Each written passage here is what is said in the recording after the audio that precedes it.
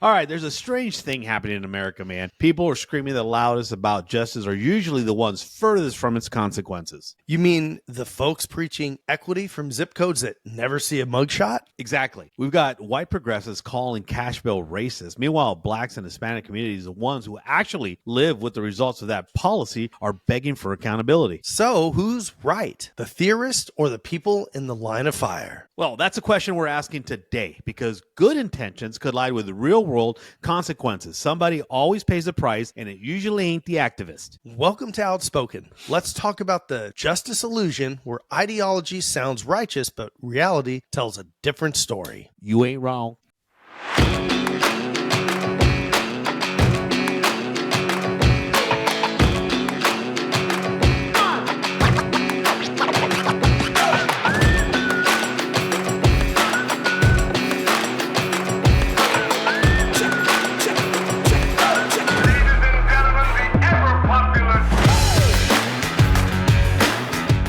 Welcome back to Outspoken. Before we get started, make sure and smash that like button, subscribe to Outspoken, share the show with everyone you know, and hit the bell icon to get updated when we upload new episodes. So today's episode is the moral paradox. There's a lot to unpack on this one. Yeah, well, there really is. And I'm sure you've all heard it that's going on out there with the cashless bail. Bail. Yeah. And I think the biggest thing that got me was that I saw this, those people that go out to the street and they ask questions and they go to different communities. So they went to it like an all-white community. And we know they're out there, right? I usually tend to live in those.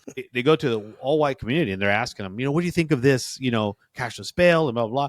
Well, I think it's racist. They do that, blah, blah, blah. And then they ask, well, do you think that criminals should be held accountable for their past crimes? Absolutely not. They shouldn't be. They're just talking this nonsense about bail. And I'm thinking like, you live in a gated community with a security box sitting up front. You don't have the dilemmas to deal with that. You have to worry about someone breaking in your house and stealing your stuff that you worked hard hours for. And then they go, of course, to a minority community and they're like, man, they need to give them no bail. They need to keep their ass in jail. That's what they need to do and stop letting them out in the community and causing havoc. So here we get that paradox, right? Where people think they're making justice, they're doing justice, they're talking about justice, when in reality they're not. And the people who really want justice are the opposite of what the activists are saying. And look, man, the reality thing is that if you feel bad, adopt an animal. Don't pick up a cause for another community or another group that you have no idea what it is to be in that group. You have an idea because you lived in those communities, Jay. You were there. Not the white communities, but the minority one. You were a brother from the north side. You understood, man. I remember that. Dude, I remember when my dad got a house, or like the third house we got, and that's when we moved out to Thermal. We lived out in the ranch. Oh, the ranch, yeah. Yeah. I remember we went out there one time. He showed us around. We're like, and then we started taking stuff little by little. 2 days later, we go back and they broke into the house. And I didn't think of anything of it. I'm like, whatever. Like they left the lawnmowers hidden in some bushes that we're going to come back from later and stuff. And I'm like, what's the big deal?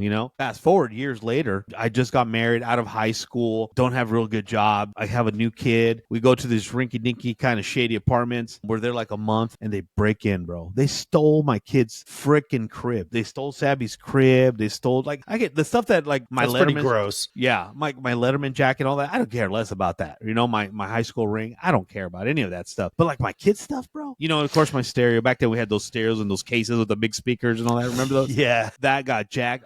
Bro, I've never felt so violated in my life. Crime is real when you're in a low income area. You cannot understand that. You cannot possibly understand that when you live in a gated community and never experienced that. That ideology, that moral paradox is so off cue, and people they want to stand by this justice that I'm doing good, I'm getting my free ticket to heaven, and Susie at the club can't say anything about me. Pick a minority. It's like you're adopting a minority member and you're saying I'm fighting justice for them. When you have no idea, no clue of exactly what justice is, because it's never have to be done for you. Like you've never had to find justice for anything because you live in this society where crime doesn't affect you. The only thing it does is impact your taxes, and that's about it. God knows you have enough money to pay for more taxes. That's what we're talking about today. That illusion that people have, that paradox that people have is very sad. What do we see today? all these activists, saying, oh my God, we were bad people because we're white and we had slaves. I'm like, when was the last time you had slaves? You don't remember? Oh, you didn't. Oh, yeah. Or your crazy. parents did. Oh, and your grandparents did. didn't. Wow, that's crazy. Look, man, my heritage, my culture, they've suffered. They're still suffering. No one cares. Even though we're the worst enemy of our own people, right? But give me a break, man. I'm not going to be held responsible for all the women Pancho Villa took into his own. You know what I mean, bro? That's Pancho Villa, man. I wouldn't relate it. They want to stand for a cause. If they want to stand for something, vote, man, or go stand up for something that impacts you in a society as a whole. Not you as a rich individual living in a gated community, but as a whole in society. What is going to benefit us as Americans? Does close borders help us? They do. Why? Because now we have enough crime in our own cities with our own citizens to deal with. We don't need additional crime, right? We don't need to import crime. We don't need burdens on our social systems. We don't need more children in our school because God knows we're doing an excellent job as it is now, and so there's just so many factors that people look at it at the moment. They look at today for today. They don't look in the future. They don't look ahead. They don't see what's happening. They don't care. They go to a private school. What do they care if Junior gets a good education? Because what's his name? Arthur is at a private school getting fine education, where Junior is going to public school getting free snacks because mom and dad can't afford it. You know what I'm saying? Right. And that's the reality of things. We live in two different social venues people want to compare themselves to and fight a justice that they have no clue what it's about. What's your thought on this, bro? You're part of the lower class homies like me. I mean, living in neighborhoods that maybe were not the, top tier neighborhoods gives you a different perspective on life in general. The thing is we didn't really know any different. All of us kids that lived in those neighborhoods, we just played outside together and hung out, and we've talked about this on previous episodes. The color of our skin and all that stuff, bro, that didn't matter back then. We didn't really care, No. I mean, we realized that we weren't exactly the same, but we went to the same school. We rooted for the same football teams. We were all in it together. We didn't like the guys from the other neighborhood down, in the next city because they were from the other school and we wanted to kick their butt in sports and band and everything else. This is one of those things why school vouchers or school choice is such a big deal, and I don't know why one side of the fence is so against it. And when it just seems like because we're for it, they're against it. They have no other reasoning besides for that. No logical reasoning. There's no logical reasoning because the thing is that if you can't afford to be in the most pristine neighborhood, right, with good school system or good schools, I should say, could be in the same school district. It's just you're zoned wrong. So you're going to be sending your kids to the school that ranks 1 through 10. It's like a 3 or a 4. But right down the road from there is another school that ranks at an 8 or a 9, but you can't send them there, right? Because these people have said, hey, no, you can't have that kind of school choice or anything. Yeah. That is a problem because we're saying, well, the reason we do that is because these schools need to have, enough attendance so they can get their tax money, so they can stay. Well, it should be ran more like a business. If this school is failing, then why are we pumping a bunch of money into it? It's like everything. We pump all kinds of money into schools. There's always bond measures and stuff. Bro, how often do we see that around our communities? They constantly have all this stuff that says, hey, vote yes on this, vote prop this and that, because we're going to add more money to the schools. Why are we going to keep doing that when we keep adding more money and the scores keep going down? The thing is that you need the kids that are going to participate and be good in the school, go to good schools. This sucks. This is hard for everybody here, but you're always going to have kids that they don't want to go to school. They're only there to hang out with friends. They're never going to try to get good grades or anything like that. So those kids Get the hot chick. Yeah, the cheerleaders. What are they going to do? They're going to blow everything. Teachers are going to have a hard time keeping the classes under control and everything. So it doesn't make any sense for us to forcibly say, no, because you live here, you have to go to school in this specific school. And this is the problem. You have the people like the Nancy Pelosi's of the world, right? That live in, multi-million dollar homes, multiple of them, but especially like one in San Francisco, in a really good area of San Francisco. She doesn't have to go down and cross people sleeping on the curb, and she doesn't go down to that area. And people that are doing drugs and all this kind of stuff. And this goes for so many people that are in Congress and such. But look at the districts that they represent and see how they are. Exactly. Right? It's a hypocrisy going on, but 100%. So here's the thing. You can't preach justice in a classroom and ignore the mother who's afraid to walk her kid to school because her attacker made bail, right? Twice. right? And people live in these paradox that it doesn't go with what they're preaching, right? And you can't, let's be honest, you can't, right? It's so funny, like you mentioned, that one side is, we look at it from a left and right perspective, you and I, because that's where it's fed off. But in reality, this happens all the time, Oh, right? yeah. It'd be away from politics. I mean, clearly you could track the roots back down to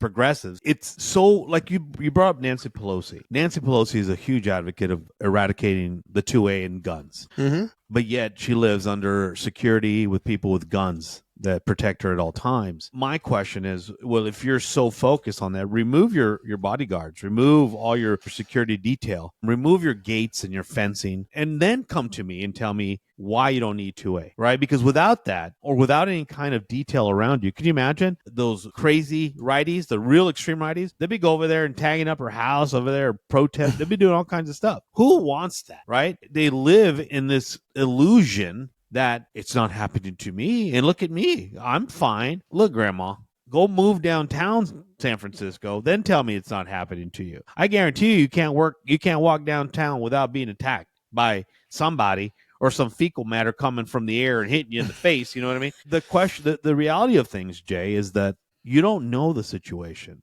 You probably not even heard of it, right? Because all your aides keep that from you because it's not important. You're here for a bigger purpose, Pelosi. Well, it doesn't fit a narrative. It's a big one. And you want to hide those things, and so, which then leads us to the second part, which is the ideological delusion, right? That's when people beliefs become so detached from reality that they feel morally right, even when their results are objectively wrong. And that's what the problem that's happening with the progressive left that are in Congress, right? They have these ideological delusions. All right. So, for example, when crime rises, they say it's socioeconomic, right? When minorities complain, they say that they've internalized oppression. They use the stupidest things, bro. And let me tell you, man, I know why they're using big words because I don't understand half of them. You know what I mean? It's try to throw me off. I know what they're doing. So when politics fail, they double down, right? They never admit error, which we know who does that. Who doesn't admit error? We know what side it is, right? Yeah. So it's not racism they're fighting. CNN, we're looking at you. Yeah, how you doing, CNN? So it's not the racism that they're fighting; it's their own guilt, right? And the rest of us live with the side effects, and that's the problem. You guys are dealing with your own guilt, whatever it is, and I don't think it's like self guilt. I think people guilt them, right? And then they have to deal with it, and then they try to be social justice heroes, but we're the ones with the side effect. We're the ones that get affected by your incompetence. You know what I mean? And by your fakeness. And I don't know. That's just my thought. I don't know what you think about that, but I think that they're fighting a battle that they know nothing of. Can you imagine George Washington going into battle against England and he knew nothing about it? We would have been Europeans, bro. We would have drank the tea. You know what I mean? Yeah, this would just be another English colony. Yeah. Actually, by this time, it probably would have been. We'd be speaking German. Oh yeah, because we would have lost the war too. The United States wouldn't have been here to bail England out. So there you go. So yeah, I'm speaking the Deutsch. That's good. Das ist gut. Das ist gut. Yes, there is so much hypocrisy when it comes to this kind of stuff, and when you have people that have a monetary privilege, right? Mm-hmm. That kind of privilege has nothing to do with background, where you were born, your skin color, any of that kind of stuff. Money changes a lot for folks, right? Because just like you said, you have a parent and they have kids. Let's say they go to the school's in the middle. It's a 5 or 6 on the 1 through 10 rating scale, right? Mm-hmm. Mm-hmm. It's a 5 or 6. So it's an okay school. It's not great, but it's not horrible by any means. Kids like it. They have friends, all that kind of stuff. Now, all of a sudden, some people with children move from another area that are not good kids, say they're gangsters, whatever. You make up in your mind whatever you think is the bad kid scenario. And these bad kids come in and all the kids are fearful for going there. Grades start dropping because they're so disruptive in classes and things like that. And the parents are like, man, we'd love to get little Johnny and little Susie out of here, but we can't afford to move. We're hanging on by a thread as it is. Everything's so expensive. We can't afford a new deposit on a new apartment somewhere else, or renting a house, or you got to slang the dope at that time. Yeah, right. So now what do? You just have to put up with it and they have to deal with it. Now, same scenario, but the family has a lot of money. And again, this has nothing to do with the color or anything else. They say, let's pick up, let's get out of here and move down the road. We got plenty of money. We can, go to a different house, a different school district and, change things up.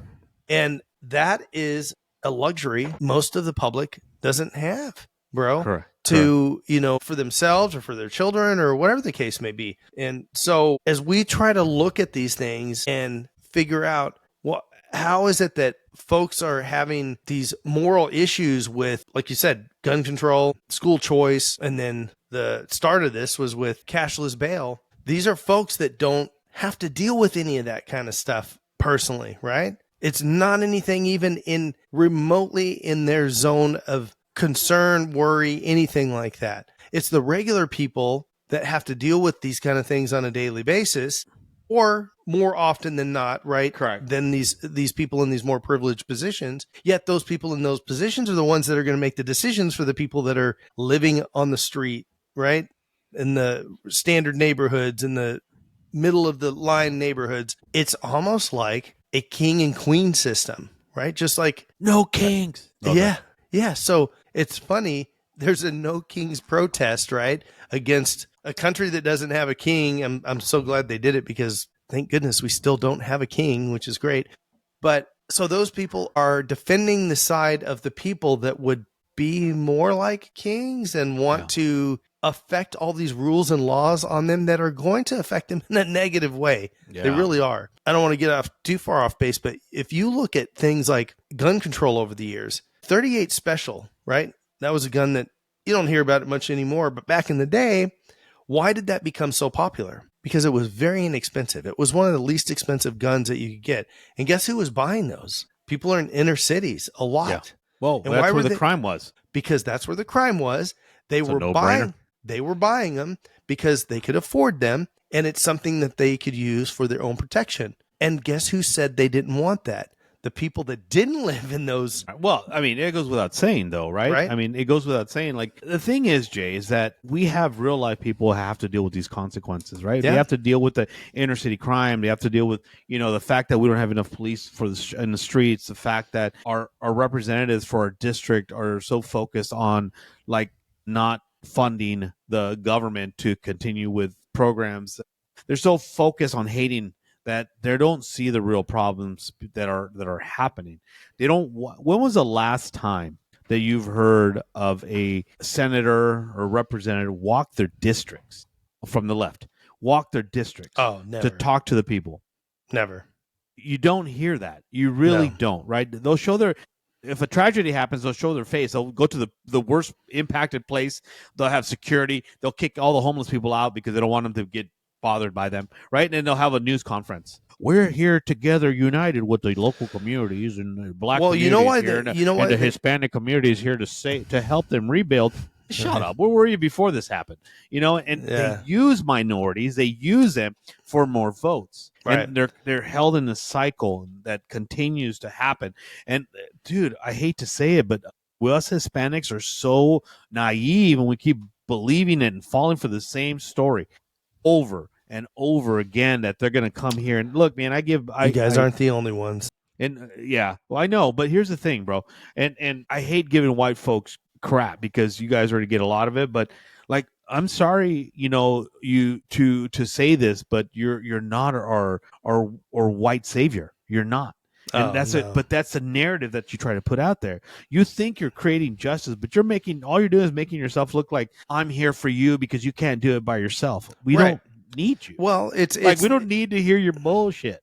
It's the same people that have always been racist, man. That's the only thing to say is that they've been bigoted and think that people of any other color than the white race is. And the thing is people watching this are like, oh yeah, they're talking about the Republicans. No, actually not, because those are the people that are going to say, hey, you need to stand on your own 2 feet. I don't care what color you are. The folks that are saying that you can't stand on your own 2 feet are the white people that are from the other party that are constantly saying that, you need our help. We need to go march for you because you can't do this on your own.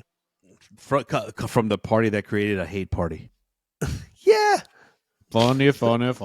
I mean, Funny, they were the funny. party of slavery, the party of the KKK, Jim They were Crow law. everything. I mean, Everything. everything that's negative. And to this day, they are the party of the riots. They're the party of everything. And the only thing anybody will bring up, and I guarantee you, if somebody's watching this, they're shouting this in their chair right now. But January 6th, but January 6th. Here we go. January 6th. I guarantee that's the only thing they have that they can. You know what that sounds like? It sounds like my ex-wife.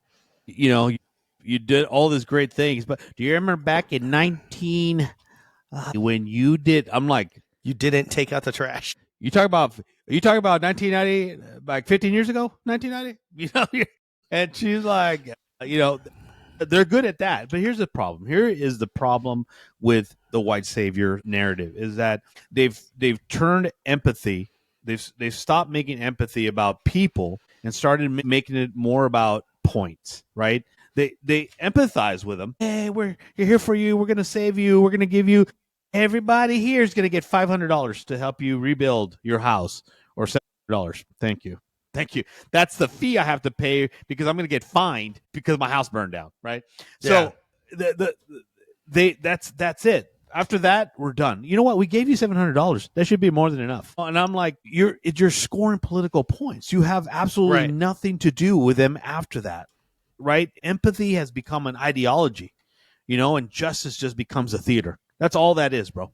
That's all that is. And it's so funny because, you know, one thing is coming from maybe a black advocate in a black community is one thing. But when you have a white person like Pelosi talking for a black community, to me that's offensive, bro. It is. How about when she when she puts on the wrong robes and kneels and the rotunda? Don't get me started, bro. And they knelt for that criminal. Man, how do you forget his name, dude? Yeah, it's not even worth mentioning. But anyway, but just stuff like that, dude. They bent a knee, bro. Bent a knee. What's up? Tribal racist pandering. I was just laughing. I'm like, you know what's so funny? I'm gonna say it because it's funny. So, dude, our president is a troll. I've told you this many times. That dude's a troll. Oh, yeah. Right? So they had this whole No Kings protest, right? Someone put him in a king outfit, right? With the whole thing. I saw that. And then they showed panned it over the Congress when they were kneeling down. Bro, yeah. I was rolling. I'm like, who did this? Who did this?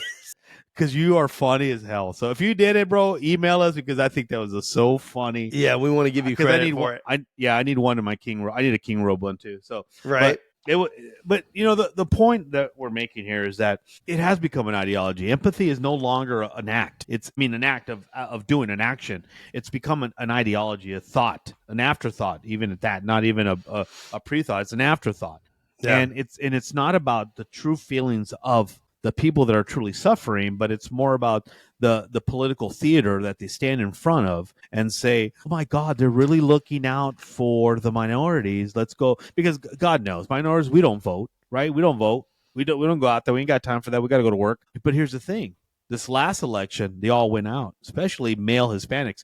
We all went out and voted, right? Because we saw the writing on the wall. We saw how ridiculous the left was and how overly burdensome they became with us, like with our own race. Like they were like, oh, we're going to do this for you. How many years has the Democratic Party ruled the White House and Congress, and they are yet to come up with any kind of immigration reform?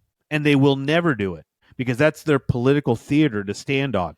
They talk about it. Biden went into the White House. Did you find it? Did we get a reform? No. You know what? The reforms come with hidden agendas that the public doesn't hear about.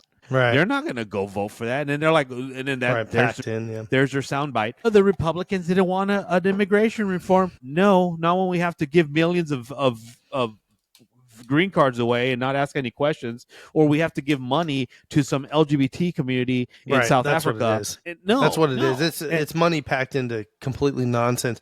There's no more clean bills out there. None whatsoever. They all come with stuff on them. All kinds of BS, yeah. Yeah. There was twice during Trump's first administration, his first one, that they had stuff for dreamers, right? That was a big deal. Oh, They're trying to take away from the He dreamers. bettered that program. And yeah, and there was 2 times that they were trying to pass legislation for it, and the Democrats knocked it down. So the thing is because There was no other bill on there. It was a clean bill. It was just that. that's right. So it wasn't like they were trying to pack it with other stuff and nonsense like they do normally. But the thing more is, guns. here's more guns. Here's the problem that happens. So, and I'm not going to put this past either side, right? They don't want to solve the problem during the other administration. They need that to be a thing that they can take credit for in solving in theirs. However, a lot of the situations they don't want solved at all because that is what they constantly run on. You just mentioned it a few minutes ago.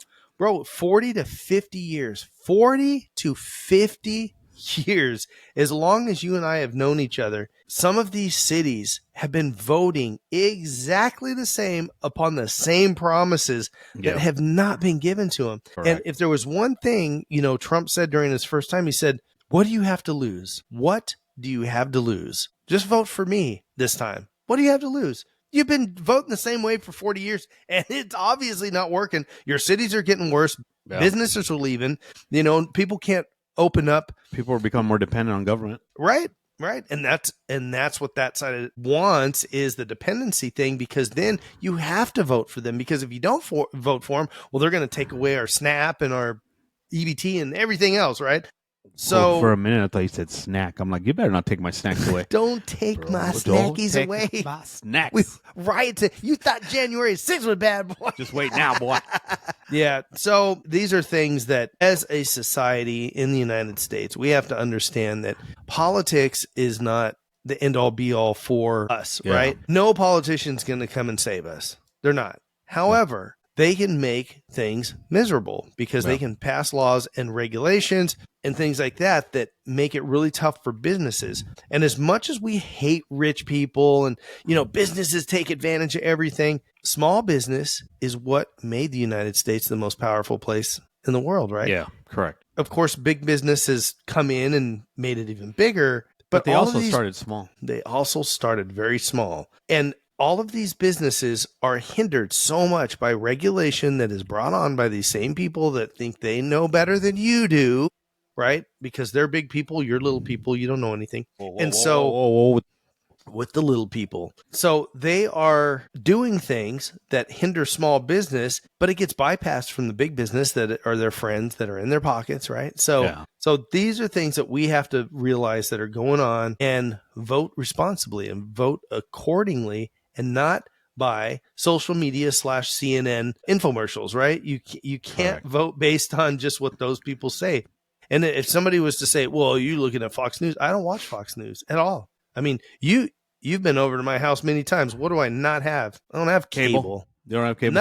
Nothing. And I noticed noticed standing out there with aluminum foil and an antenna. Rabbit ears. Something that I noticed curiously, and I'll kind of leave us with this, years and years ago when I cut the cable. And there was a few other people that did that. And then, of course, you had a lot of people that, well, I can't do that. I got to have all my soap operas and whatever else they do, my novellas. And that was Joe, by the way.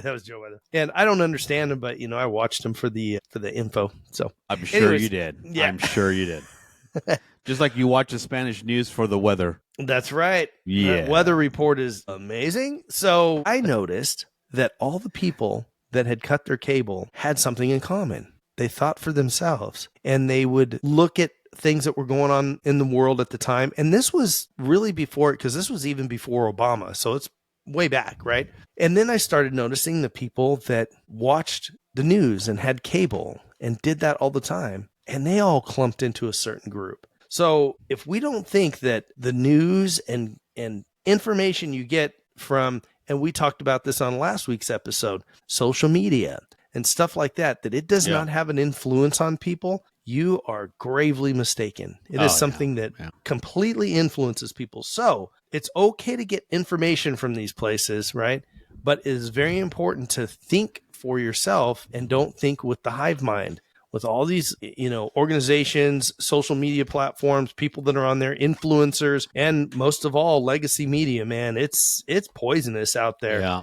And the more you can, be your own person and think about things for yourself, the better off you will be. So, like we were saying, this moral paradox, ladies and gentlemen, there's serious consequences to that disconnect. And if you're white folk or you're rich folk of any color, you have to understand that for coming from us, this is me from the po folk to you.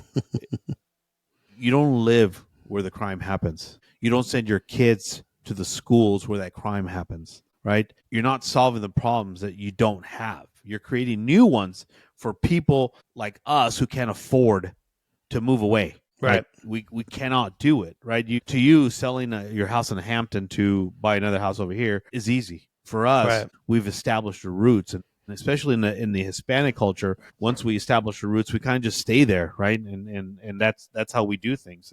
And when you take that, we don't want to leave, and perfect example, go down to East LA, down to Compton, to all those places, right? Those families have been there for years, and they don't move because that's their home, right? Right. People say, well, just get up and move. Well, you can't afford it. If you walk, a garage is $500,000 in California. Yeah, exactly. You can't move. So maybe that real justice isn't about how good your argument sounds on Twitter or on the Tickety Talk. Maybe it's about listening to the people you claim to protect, right? Listen to what they have to say.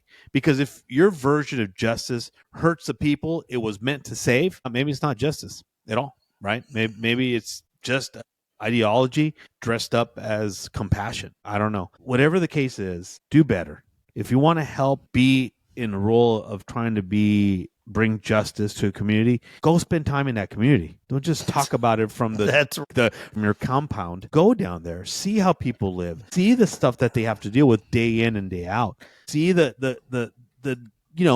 gunshots from 9 p.m. through 3 a.m. in the morning at night, like in downtown LA, in East LA, in Compton, in Bellflower, all them Downing, like all them places in California. Go spend some time and just see exactly what they're dealing with. And then you tell them in their face, hey, just grab your stuff and move. See how that goes for you. Yeah. And then come back over here and say about your little social justice bullshit. So that's all I got to say about that. Yeah. Well, I'll leave you with this. Back in 2019, Scott Pressler, who we know very well on our side, I do too. He is so friggin' awesome. Yeah. So there was a news channel that put out, it said, right-wing extremist Scott Pressler organizes trash cleanup in West Baltimore. And it's funny, his big key point to that was, listen, they won't clean up their own city. So what we're going to do is get a bunch of Republicans out here and we're going to do it for them. And they did. And they cleaned up so much trash and stuff. And this is a gay Republican too. Gay Republican. Yeah. And there's the thing. Aren't Republicans supposed to be against gay people and all? No, we're not against anybody. We don't look at people based on their race, gender, anything. No, we base none of them that. on moral standards. We base it on our conservative. Are you an idiot? Yeah. Like, Are you let me ask you this: do you eat those pods that you want? Those dishwashing pods, Tide pods? Yeah. Do you eat those? Yeah. You don't belong. You belong on that side, guy. You're on the left. You're on the left over there. All the Trump told us to drink bleach. Listen, if that gets rid of no, I'm just kidding. But who would do that? What, bro? Come on. You know what else he said? He said some crazy stuff, bro. If you're gonna believe him and you don't understand he's joking by now, I'm like, come on. Well, think about when Biden said, if somebody tries to break in your house, you go out there and you hit them with 2 shotgun blasts. Remember when he said that? Yeah. I thought you guys were anti-gun, but you sure loved him saying that, right? How about when he said, remember that one? Yeah. I'm just kidding. Under pressure. I'm just kidding. I shouldn't be talking about Biden. He was our president. No, you know what? Sorry, Biden. No, good. That's all right. He won't remember tomorrow. He needs to get good retirement and just like live out the rest of his life. They need to leave him alone. Leave him alone, man. Yeah. All right.